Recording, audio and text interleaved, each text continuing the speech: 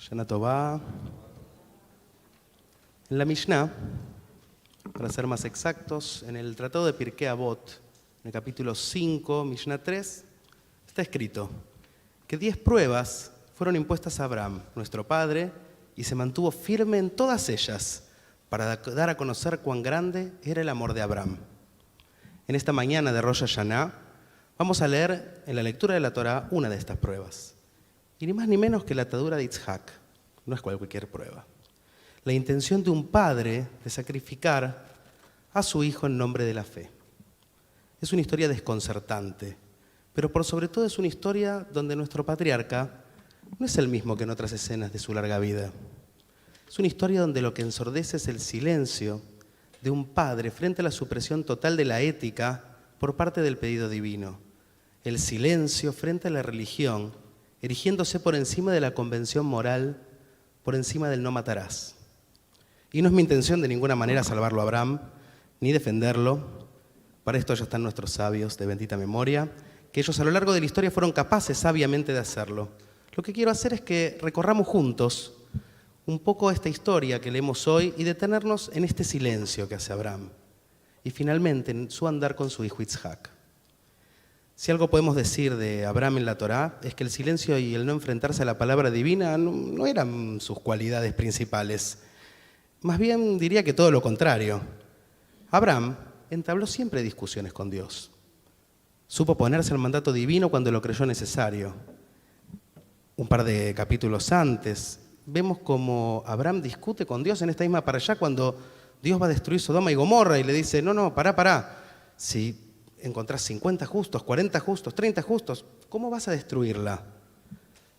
Y Dios finalmente dice, bueno, si en consideración de esos 10 no la voy a destruir. Bueno, ya conocemos igual lo que pasó con esa historia. Este es un debate ético de lo más interesante que podemos leer en Bereshit. Y esta escena, en cuanto a ética, es muy resonante. Porque si bien no había ocurrido aún la entrega de la Torá, y algunos me podrían decir, bueno, el no matarás en realidad vino después con los 10 mandamientos, ahí todavía no estaba. La Torá nos adelanta, y con bastante claridad, que no era correcto destruir al justo con el malvado. Y más aún, destruir al justo, no era correcto para nada. Y tanto a Dios como a Abraham esto lo sabían.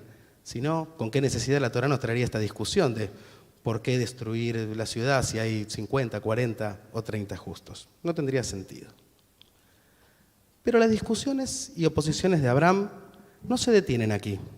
En el capítulo anterior que se lee, que en algunas comunidades también se lee en Rosh Hashanah, se relata el episodio del destierro de Agar junto a Ismael, cuando Sará le exige a Abraham que los destierre al desierto por un episodio tal vez un poco claro por cómo está escrito en la Torá. Y en el momento en que Sará le dice que los destierre, la Torá dice, eso disgustó mucho a Abraham a causa de su hijo. Y no solo eso, se nota la duda de Abraham, se nota su molestia al respecto, porque incluso la Torá continúa diciendo que Dios lo trata de convencer. Dice, del hijo de Agar voy a ser una gran nación porque también es tu simiente y no deberías preocuparte con él.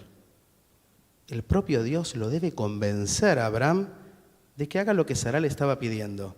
Si no, nuevamente, ¿qué sentido tendría que la Torá traiga este discurso de Dios diciéndole, Abraham, andá y hacelo? Podría directamente haberle hecho caso, llevarlo, desterrarlo y no haber más discusión, como vamos a ver qué ocurre luego. No era un hombre callado para nada, Abraham. No temía discutir con Dios. Pero hoy, en la quedad, ensordece con el silencio. Es desolador lo que ocurre. Pero aún más, leemos en la Torá el pedido concreto de Dios a Abraham que dice en Génesis 22:3, Kajna, toma por favor, Kajna et binja et yehideja sherabta et Yitzhak, toma a tu único, a tu amado, a tu hijo Yitzhak, por favor. No le da una orden, le pide por favor. Habitualmente en la Torá vemos que cuando Dios ordena algo, comanda, ordena, exige. Usa el verbo letzabé, tzivá. Hay una orden. Acá no hay una orden. Acá hay un pedido. Kajna, toma por favor. ¿Y qué hace Abraham?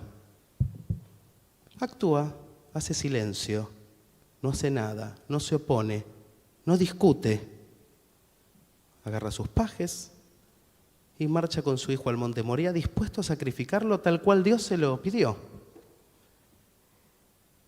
Incluso, si trazamos un paralelismo con la historia del destierro de Agar e Ismael, Agar, cuando está sola en el desierto y se acaba el agua de la cantimplora y ve que su hijo va a morir, clama al cielo.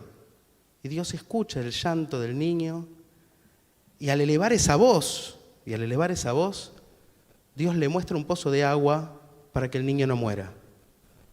Pero Abraham no hace nada de todo esto. No hay discusiones, no hay clamor, no hay llanto, no hay pelea. Se dispone a cumplir, sin mirar, sin dudar. Y no es salvo por la intervención de un ángel que frena en el momento preciso en que Abraham está levantando el cuchillo, un momento de máxima tensión, le dice: Abraham, no le hagas daño al niño. Solo en ese momento Isaac se detiene. Pero qué interesante, el ángel dice: Al tishlach yadcha. No, le da una orden: Al tishlach. No le extiendas tu mano. No le digo: por favor, no lo hagas. Abraham ya está ciego. En esa fe ciega y en su silencio, finalmente solo una orden lo puede detener. Está cegado por su fe. Me quiero detener en algo más, que es muy llamativo en esta lectura. Mientras padre e hijo iban subiendo al monte Moriah, 2 veces la Torá dice lo mismo: Vayelhu shneyem yachdav, y ellos anduvieron juntos. Lo repite 2 veces rumbo al sacrificio. Padre e hijo anduvieron juntos. Cuando regresan, luego de este evento, la Torá solo dice que Abraham volvió a sus pajes, a sus jóvenes que lo acompañaban, pero no lo menciona Isaac. En el texto, Isaac ya no está más. Ya no caminaba junto a su hijo, como antes de que ocurriera esta atadura. ¿Un final feliz para la historia religiosa del caballero de la fe que en nombre de Dios está dispuesto a todo? O tal vez, a mi parecer, es la destrucción de la relación entre un padre y un hijo. Es la imposibilidad del diálogo y la imposibilidad de una construcción futura de una vida juntos. No hubo un sacrificio humano, es cierto, pero sí se sacrificó algo. La bendición más importante que podemos tener, que es esta relación entre padres e hijos, totalmente sacrificada. Y el texto de la Torá nos muestra cómo este accionar termina por romper esta relación con su hijo, con su único, con su amado, tal cual cuando Dios le pide, et yehideja, et ahavta. Tal vez podemos leer entre líneas y aprender de aquí que el acto de devoción a Dios ciego, al que se somete Abraham sin levantar la voz, el acatamiento irrestricto al ritual sin poner primero la ética, tan solo nos lleva a la destrucción de los que amamos. Tal vez nos lleva a anular incluso nuestras bendiciones más importantes, que son nuestros hijos, nuestras familias y la gente que amamos y que nos ama. No quiero aburrirlos, ya vamos a ir terminando. Hace poco me encontré con un amigo a almorzar, con un grupo de gente, y hizo una pregunta que fue lo más interesante en esta mesa. Dijo: ¿cuáles creen que son las bendiciones que esperamos para este año? ¿Y cuáles son las maldiciones que queremos dejar atrás? La verdad que la pregunta era resonante. En el momento pareció una pregunta de lo más interesante. Había otra gente en la mesa, estábamos charlando, comiendo. Y yo lo que pensé fue: esto es la bendición. Estar todos juntos, estar aquí, en comunidad, entre amigos, unos con otros. Luego de que esta maldición que fue la pandemia, además en los últimos 2 años, se iba disipando, desaparecía. Este camino que habíamos recorrido juntos, pero que ya no era el mismo que habíamos dejado en el 2020. Estábamos andando juntos, como dice la Torá acerca de Abraham y Isaac. Y la bendición está aquí, está en andar juntos, e insiste en contarnos, Vayelhu shneyem yachdav, ellos anduvieron juntos. Pero Abraham no lo pudo ver, no lo pudo entender, ni tampoco pudo entender lo importante que era estar con su hijo.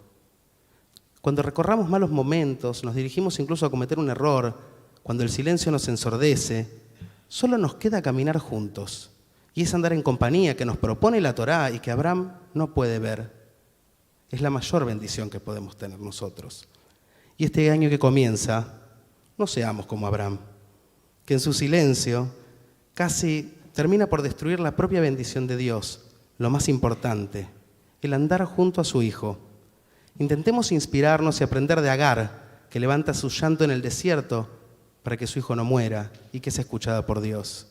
Tengamos un año que nos permita levantar la voz para decir que no a lo que creamos que esté mal. Levantemos la voz al cielo cuando veamos una injusticia, para que Dios escuche como escuchó a Agar en el desierto, para que nos abra los ojos. Un año donde lo ritual, la fe ciega, la falta de reflexión frente a lo que nos es puesto adelante no esté por encima de la ética, no esté por encima de lo que creamos que es correcto, de quienes amamos, del bien común. No pongamos a Dios por encima de nuestros semejantes, porque en última instancia podríamos terminar por negar al mismísimo Dios, sacrificando las relaciones con aquellos a quienes amamos y son nuestra verdadera bendición. Como leemos cuando terminamos un sefer de la Torá, que nos invita a dar vuelta a la página, a comenzar de nuevo. Hazak, Hazak, Benit Hasek. Fuerza, fuerza, y nos fortaleceremos.